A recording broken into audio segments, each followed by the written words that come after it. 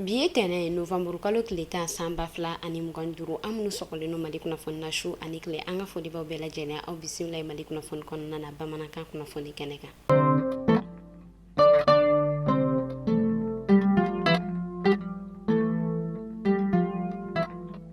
Kunnafoni daminɛna ka sanga ni an ka cɛmancɛ fanga ɲɛmɔgɔ ka kunnafoniyaw kɔnɔna Général d'armée Assimi Goïta ani fɛn min ye état généraux de la santé olu ka hakilina ye walasa fɛn min ye CCRF ye olu bɛ se ka yɛlɛma ka kɛ hôpital ye ani ka hôpital ko olu dilan an ka région kɔnɔna na o hokumu de la sa a yirala k'a fɔ hôpital projet 15 o yɛrɛ de kɔni sigila sen kan min yɛrɛ kɔni birikiden fɔlɔ o kan ka da bi Korofinnakaw olu fɛ yen nɔ kɛrɛnkɛrɛnnenya la Korofinna ale CCRF la bi tɛnɛ novamburu kalo tile 10 san 2025 nɛgɛ kanɲɛ 9 waati baara minnu ni olu yɛrɛ bɛna kolobo kari an ka cɛmancɛ fanga ɲɛmɔgɔ fɛ Général d'armée Assimi Goïta u b'a la ka nin baara in kɛ kun min kama sa walasa fɛn min yɛrɛ kɔni ye kɛnɛya o bɛ se ka sigi sen kan an ka jamana kɔnɔna na.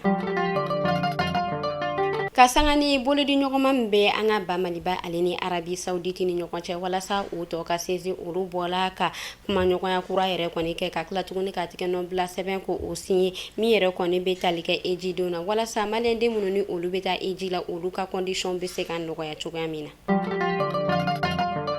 Sibiridon novamburu kalo tile 8 san 2025 kɔnɔna na fondation ATT ale bɔla ka a ka dɛmɛw don ka ɲɛsin déplacé interne ma ni a kɛnɛ bonya kun donnen no an ka première dame kɔrɔma Madame Touré Lobɔ Traoré a yirala k'a fɔ dɛmɛ yɛrɛ kɔni dola ka ɲɛsin maa ma ala lajarabi maa minnu sɔrɔ ni olu bɛ an ka faba kɔnɔna na dɛmɛ yɛrɛ kɔni bɛ tali kɛ malo tɔni 25 ɲɔgɔn kɔ la fɛn min yɛrɛ kɔni ye ɲɔ ye o tɔni 25 fɛnɛ ɲɔgɔn kɔ kun bɛ a la tulu bitɔn a yirala k'a fɔ o den 600 kɔni kun bɛ a la fɔ ka taa se si paquet o fɛnɛ 600 ɲɔgɔn kɔ kun bɛ a la dɛmɛ yɛrɛ valeur bɛ taa a yɛrɛ sɔrɔ sefa wari miliyɔn 59 ani kɔ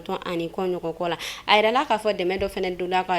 fɛnɛ tilala ka don ka ɲɛsin Tɔnbuktu ale marabolo ma min yɛrɛ kɔni bɛ tali kɛ kalanikɛ machine 10 ani kɔ ɲɔgɔn kɔ la maa minnu bɔla ka dɛmɛ sɔrɔ u bɔla ka foli bila kɛ ka ɲɛsin an ka première dame kɔrɔ ale ma halisa an bɛ to an ka jamana ɲɛmɔgɔ kɔrɔ ale ka kunnafoniyaw kɔnɔna na Général d'armée Amadou Toumani Touré ka sanga ni ale ka bannen min kɛla novamburu kalo tile 10 san 2020 kɔnɔna na a yirala k'a fɔ bi tɛnɛ novamburu kalo tile 10 san 2025 o bɛ bɛn o san 5nan yɛrɛ kɔni ma ni daba masa o ka wele sela ale ma ka sanga ni o hokumu kɔnɔna ye fɛn min ye an ka ɲɛma caman olu yɛrɛ kɔni bɔra nin dɔgɔkun kɔnɔna na ka u kunda an ka première dame kɔrɔ ka Madame Touré Lobɔ Traoré ka taa foli bila ani tasibila kɛ ka ɲɛsin banbagatɔ ale tɔgɔ la an bɛ ala deli badanɛma ala ka adi ani alisilamɛ su bɛɛ lajɛlen ma ka anw yɛrɛ ɲɛ ka an ta don kɔnɔ. Ka sanga ni an ka lakana tigilamaw olu ka kunnafoniya kɔnɔna ye novamburu kalo tile 7 ka don novamburu kalo tile 8 la san 2025 fɛn min ye opération dugukolo ale secteur 3nan ɲɛmɔgɔ ye colonel Seydou Bassirou Ɲagandu ale bɔla ka a kunda sunpi ka taa a ɲɛda bingani wale tigilamaw bɔla ka bingani wale ta ka u ka poste min sɛgɛrɛ ka taa a ɲɛda o kan a yirala k'a fɔ ni bingani wale yɛrɛ kɔni kɔnɔna na fɛn min yɛrɛ kɔni banbagaci caman ye ko o bɔnɛna ani na ka tila ka u bolola fɛn caman minɛ min yɛrɛ kɔni bɛ tali kɛ pick-up 2 ɲɔgɔn kɔ la fɔ ka taa se u yɛrɛ ka arme dɔ ma ani fɛn min yɛrɛ kɔni mitrailleuse ye a yirala k'a fɔ ko olu yɛrɛ kɔni dɔw yɛrɛ kɔni minɛna fɔ ka taa se tɔliki waliki dɔw yɛrɛ kɔni ma a bɔla ka foli bila ani tasibila kɛ ka ɲɛsin an ka kɛlɛkɛcɛ minnu bɛ wuli ka jɔ la nin yɔrɔ kofɔta in na. An bɛ taa Moptikaw olu fɛ yen nɔ ani Bajagara a yirala k'a fɔ a bɛ kalo 1 ɲɔgɔn kɔ bɔ sa fɛn min yɛrɛ kɔni ye Bajagara ale ni Mopti olu yɛrɛ kɔni bɛ dibi kɔnɔna na ko olu tala ka yelen yɛrɛ kɔni sɔrɔ min bɛ ka kɛ sababu ye ka to u ka activité caman o yɛrɛ kɔni jɔnnen don ni marabolo kofɔta in yɛrɛ kɔni kɔnɔna na u b'a la ka wele ko o bila an ka ɲɛmaw ma walasa u bɛ se ka fɛɛrɛ sɔrɔ.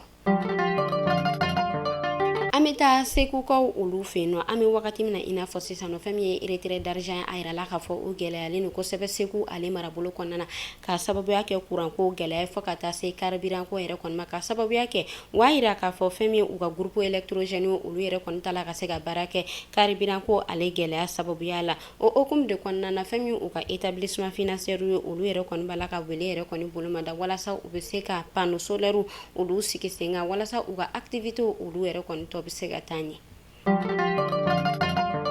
kunnafoni kuncɛla ka ɲɛsini farikolo ɲɛnajɛ ale kunkanko ye an ka dolontana kɔrɔba min bɛ yen nɔ ni ale bɛ wele ko Mohamɛdi Kamara ale yɛrɛ kɔni bɔla ka layidu ta ka ɲɛsin an ka sifinnaka dolontanaw ma walasa u bɛ se ka courage sɔrɔ cogoya min na dolontan ale kunkanko la a y'a jira k'a fɔ u ka sebaya o sebaya ni o yɛrɛ kɔni kɛla dolontan ko kunkanko la ko a yɛrɛ kɔni bɛ sefa wari miliyɔn 1 ko o yɛrɛ kɔni ta ka ɲɛsin nin ma ko fɔta ninnu ma ni ne tun bɛ dansigi kɛ bi kunnafoni na an ka foli b'an lamɛnbagajɛkulu bɛɛ lajɛlen Mali kɔnɔ fɔ Mali kɔ kan aw kan bɛɛ sini ni Ala man ka jɔn na